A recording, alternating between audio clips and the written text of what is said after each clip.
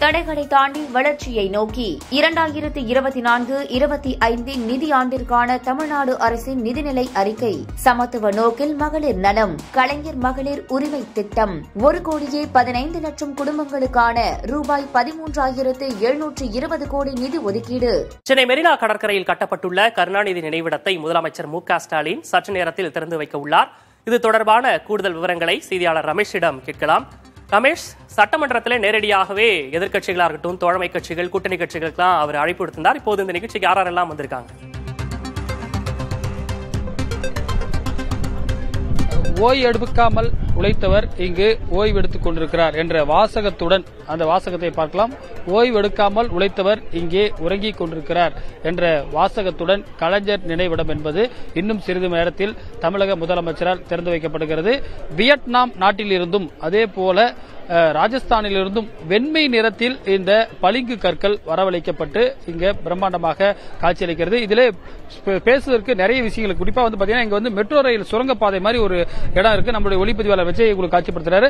அதற்கு கீழே சென்றோம் என்றால், கீழே மெட்ரோ ரயில் சுரங்கப்பாதை உள்ள போயிட்டோம்னா அங்க ஒரு பெரிய அருங்காட்சியகம், கலைஞர் அருங்காட்சியகம், கலைஞர் உலகம் என்ற பெயரில் அங்கு வடிவமைக்கப்பட்டிருக்கிறது. அங்க பாத்தீங்கன்னா அவருடைய அறை, கோபாலபுரத்தில் அவருடைய அறை இருப்பது போன்றே அங்க ஒரு அறை அமைக்கப்பட்டிருக்கிறது. அவர் முதல்ல பாத்தீங்கன்னா திருவாரூரில் இருந்து ரயில் மூலமாக சென்னை வந்தார். அதே போன்று தத்துரூபமாக ஒரு ரயில், 25 பேர் அமரக்கூடிய ஒரு ரயில் பெட்டி என்பதும் இங்கே வடிவமைக்கப்பட்டிருக்கிறது. அதில் ஏறி பார்வையிடலாம். கிட்டத்தட்ட இந்த கீழே அண்டர் கிரவுண்ட்ல மட்டுமே கிட்டத்தட்ட நீங்க 1.5 மணி நேரம் பார்ப்பதற்கான பல்வேறு விஷயங்கள். அதே போல கலைஞருடைய கடிதங்கள், அதாவது கலைஞர் என்றாலே அவருடைய உடன்பிறப்புகளுக்கு எழுதக்கூடிய கடிதம் என்பது ரொம்ப பிரசித்தி பெற்றது.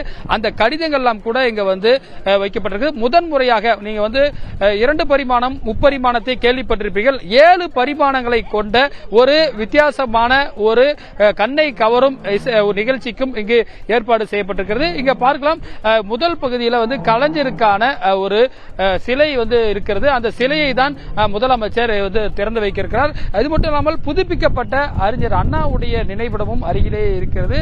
அதுவும் புதுப்பிக்கப்பட்டு முதலமைச்சர் திறந்து வைக்கப்பட்டிருக்கிறது. அதோட இந்த பளிங்கு கற்கள் பாத்தீங்கன்னா வெளிநாடுகளிலிருந்து இங்கு வரவழைக்கப்பட்டிருக்கின்றன. இதையும் நம்முடைய ஒளிப்பதிவாளருக்கு காட்சிப்படுத்துகிறார். ஏற்கனவே இருந்த பேரறிஞர் அண்ணாவுடைய 1967 முதலமைச்சராக இருந்த அண்ணா 1969 மறைவெய்தினார். அவருக்கு கலைஞர் ஆட்சிக்கு வந்த பிறகு இந்த நினைவிடம் அமைத்தார். தற்போது திமுக ஆட்சிக்கு வந்த பிறகு முதலமைச்சர் சட்டமன்றத்தில் 110 விதியின் கீழே அந்த அறிவிப்பு தான் வெளியிட்டார். அது தற்போது பொதுப்பணித்துறை, தமிழக அரசுடைய பொதுப்பணித்துறை பல்வேறு பொறியாளர்கள் இதை ஈடுபட்டு இதை கட்டியிருக்காங்க. இது முதல் முறையா பாத்தீங்கன்னா 7D, அதாவது பாத்தீங்கன்னா 7 பரிமாணங்களிலிருந்து பார்க்கக்கூடிய பல்வேறு விஷயங்கள். அதே போல பாத்தீங்கன்னா தமிழுக்கு செம்மொழி அங்கீகாரம் கிடைத்த அந்த நூல் இங்க வைக்கப்பட்டிருக்கிறது. கடந்த யுபிஏ அரசாங்கத்தில் தான் தமிழுக்கு அந்த செம்மொழி அங்கீகாரம் கொடுக்கப்பட்டதற்கான அந்த கோப்புகளும் இங்க வைக்கப்பட்டிருக்கிறது. கலைஞருக்கு எழுதப்பட்ட கடிதங்கள். தற்போது பாத்தீங்கன்னா பொதுப்பணித்துறை அமைச்சர் ஏவா வேலு அவர்தான் இதை முழுக்க செய்திருந்தார். அவர் மேற்பார்வையில் தற்போது இங்க பார்வையிட்டிருக்கிறார். முதலமைச்சர் வந்தவுடனே இந்த வங்கக்கடலோரம் முதல் பகுதியாக அண்ணாவுடைய புதுப்பிக்கப்பட்ட நினைவிடத்தை திறந்து வைக்கிறார். அதற்கு பிறகு கலைஞருடைய நினைவிடத்தை திறந்து வைக்கிறார். அதாவது பாத்தீங்கன்னா இரவு நேரத்தில் விண்ணொலியில தெரிகிற மாதிரி இது வடிவமைக்கப்பட்டது. தூரத்திலிருந்து பார்க்கும்போது தெரியும் கலைஞருடைய படம், பெரிய உருவம் அந்த கண்ணாடியோடு இருக்கிறத பார்க்க முடியும்.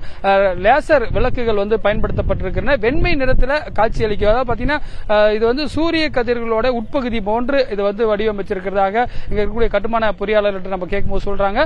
முழுக்க இங்க தொடர்ச்சியாக ஒரு அணையா விளக்கு எரிந்து கொண்டிருப்பதையும் நம்மால பார்க்க முடிகிறது. ஆங்காங்கே அவருடைய கலைஞருடைய எழுதிய புத்தகங்கள், அவர் திருக்குறளுக்கு எழுதிய அந்த உரை, அதே போல தொல்காப்பியத்திற்கு எழுதிய உரை என்பன போன்ற பல்வேறு விஷயங்கள் இங்க வைக்கப்பட்டிருக்கின்றன. பொதுப்பணித்துறை அமைச்சர் ஏவா வேலுதான் இது முன்னிலையில் தற்போது செயல்பட்டார்.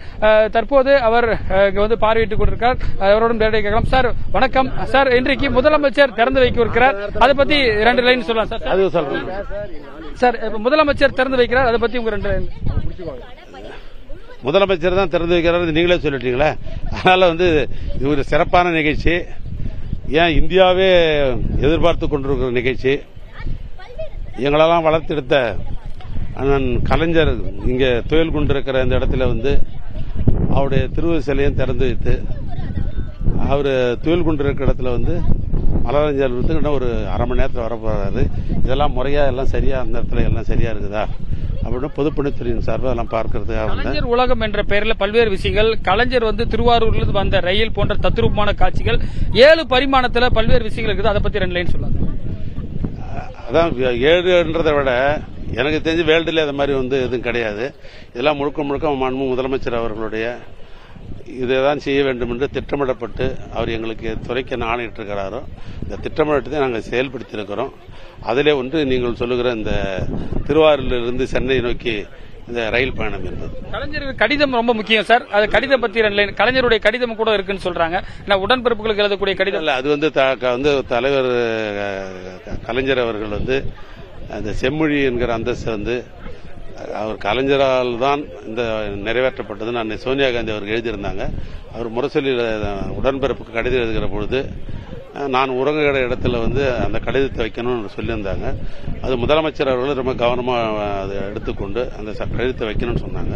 அந்த கடிதத்தை நாங்கள் வைத்திருக்கோம். நேரடியாக பார்க்கலாம். தற்போது பொதுப்பணித்துறை அமைச்சர் நேரடியாக முதலமைச்சர் வந்து திறப்பதற்கு முன்பாக பார்க்க பல்வேறு அம்சங்கள் இந்த சுரங்கப்பாதை போன்று அதாவது நினைவிடங்கள்ல வந்து மேல் பகுதியில் நிறைய விஷயங்கள், ஆனா வந்து பூமிக்கு அடியில் அண்டர் கிரவுண்ட்ல நிறைய விஷயங்கள் இருக்கு. அதை பார்க்கறதுக்கே 1.5 மணி நேரம் ஆகும். அதாவது இதை வந்து பார்க்கறதுக்கு ஆன்லைன்ல மட்டுமே விண்ணப்பம் செய்பவர்கள் மட்டுமே உள்ளே வந்து பார்ப்பதற்கான ஏற்பாடுகளும் செய்யப்பட்டிருக்கிறது. விக்னேஷ், இன்னும் சற்று நேரத்தில் திறப்பு விழா தொடங்க இருக்கிறது. அது குறித்த விரிவான விவரங்களை வழங்கியமைக்காக நன்றி ரமேஷ். தடைகளை தாண்டி வளர்ச்சியை நோக்கி 2024-25 நிதியாண்டிற்கான தமிழ்நாடு அரசின் நிதிநிலை அறிக்கை. சமத்துவ நோக்கில் மகளிர் நலம், கலைஞர் மகளிர் உரிமை திட்டம், 1,15 லட்சம் குடும்பங்களுக்கான ரூபாய் 13,720 கோடி நிதி ஒதுக்கீடு.